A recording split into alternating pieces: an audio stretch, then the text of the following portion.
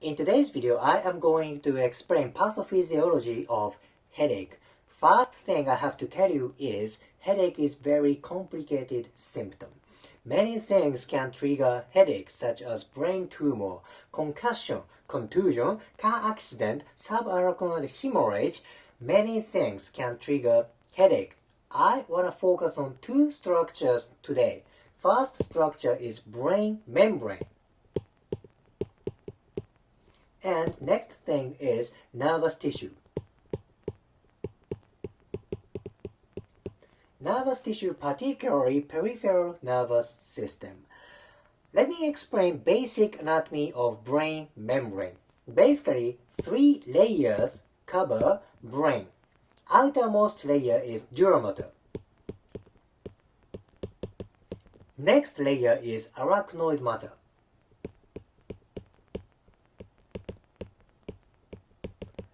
This is famous for subarachnoid hemorrhage, right? Innermost membrane is pia mater. I want to focus on dura mater today. This is the outermost membrane, okay? Where dura mater covers basically everywhere around brain. That covers around cerebellum, that covers around cerebellum. Then this continuation goes to spinal cord. Simple thing is dura mater covers whole part of brain like this. So if somebody got a head trauma, maybe from martial arts, maybe from concussion, car accident, many things. Any kind of head trauma right here, boom. Maybe dura mater gets tight. Dura mater can get tightened up. Then what's gonna happen for rest part of dura mater? What's gonna happen for dura mater around frontal lobe? This part may be pulled for the trauma area. Simple image is dura mater is like bed sheet. This is one continuous thing. You pinch bed sheet somewhere strongly, then the further part may be pulled for the pinched area. So tight dura mater can trigger headache far away from kind of this epicenter. Does it make sense? Because this is all one continuous thing.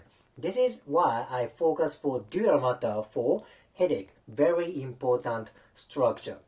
Then, surprisingly, dura mater is innervated by nervous tissue.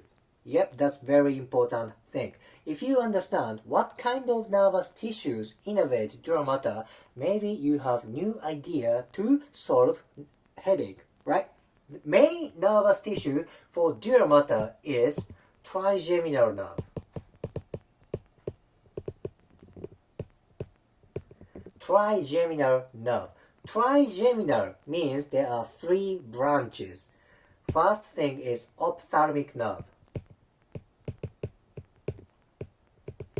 Ophthalmic nerve. That innervates around forehead and around eyeball, this area. Next one is maxillary nerve.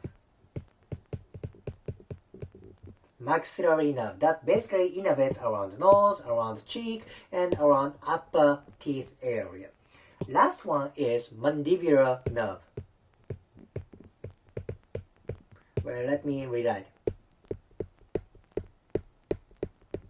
Mandibular nerve. As name of this nervous tissue indicates that innervates around mandible area and lower teeth. Basically, trigeminal nerve governs like a touch and pain sensation around face, around head. However, this is outside. This is outside of cranium and face. Some branches from trigeminal nerve innervates inside. That innervates dura mater. Then most important branch of trigeminal nerve is ophthalmic nerve that innervates around optic area. Branch from ophthalmic nerve innervates the most part of dura mater in cerebellum.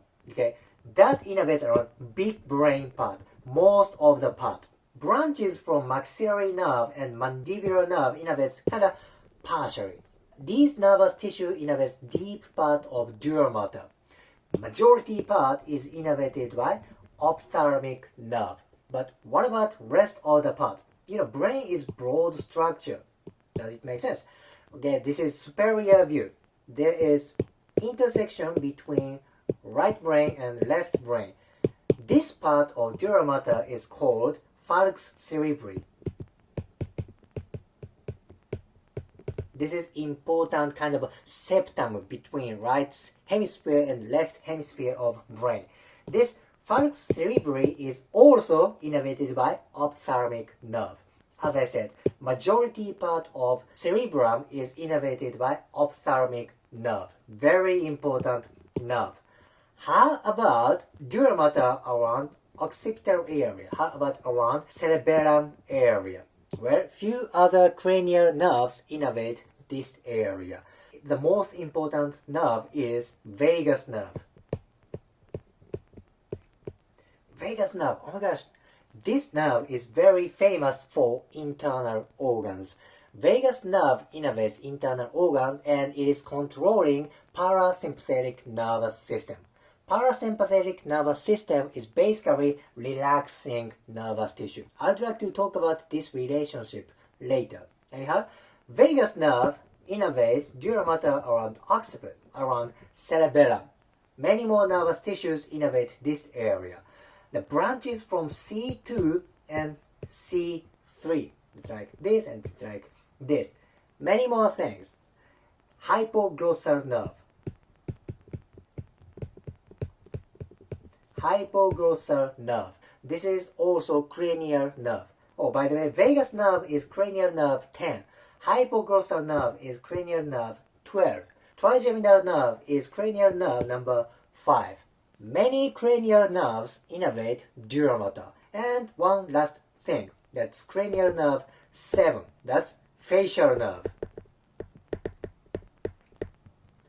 Many nervous tissues innervate dura mater. So what happens if either one of nervous tissues get tight because of trauma, because of tight muscles, any reasons? If these nervous tissues get tight, maybe that can create pain around dura mater. Does it make sense? Vice versa. If somebody got head trauma from car accident, martial arts, athletic activity, and somebody got a trauma, here maybe related nervous tissues are aggravated, such as ophthalmic nerve, maxillary nerve, mandibular nerve, vagus nerve. Then these nervous tissues take touch and pain sensation. That makes sense. That is why dura mater anatomy and innervation is very, very important. Now, I would like to focus on vagus nerve. Now, as I said, vagus nerve is very important for internal organ function.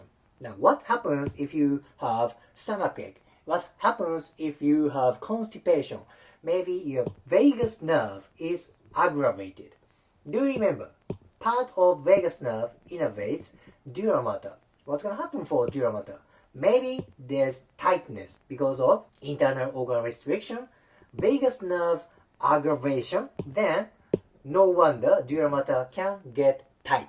This is just my personal opinion. This is just my hypothesis. So I don't think there's obvious evidence about vagus nerve, dura mater, and headache. But I believe there's somehow the relationship between dura mater, vagus nerve, and internal organ. Of course, you can apply this kind of theory for many things. Maybe for facial nerve.